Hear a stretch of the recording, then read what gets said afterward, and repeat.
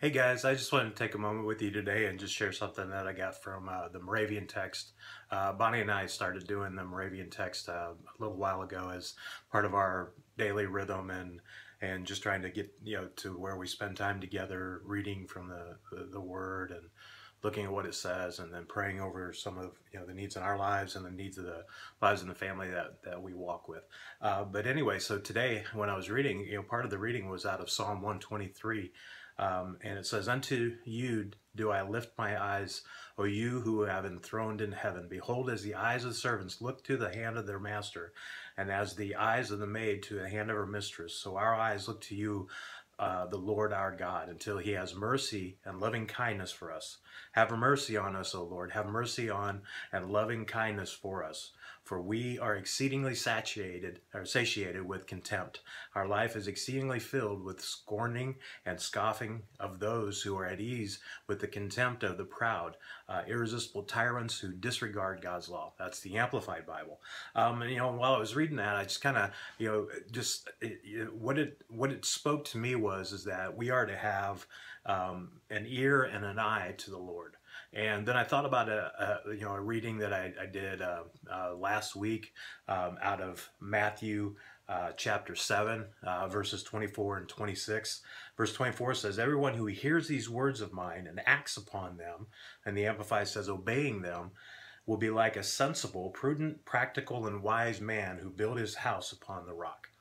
And when we are like the psalmist says in 123, that we have our eyes turned towards the Lord, and we're listening, and it's kind of like we're just watching his lead and doing those kind of things. And it says that if you partner out with Matthew, is that when we look at what he's doing, we hear what it is he's saying, we figure out what it is we're going to do about it. So we hear and we act. It says that we're like wise people, and so that our house is actually built on a rock.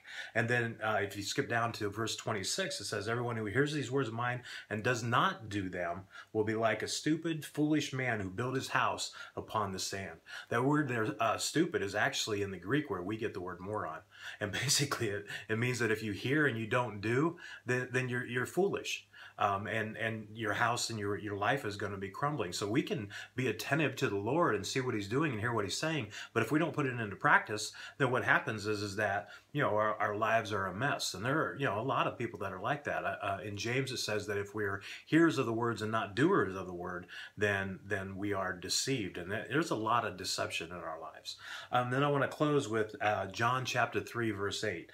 This is the account where Jesus is talking to Nicodemus, and he tells Nicodemus, he says, "The wind blows," or in the Amplified it says, "breathes where it will, and though you hear its sound, yet neither know where it comes from, nor where it is going, so it is with everyone who is born of the Spirit." Because he's talking to John about being born of the flesh and being born of the Spirit. And we're to be people that are born of the Spirit.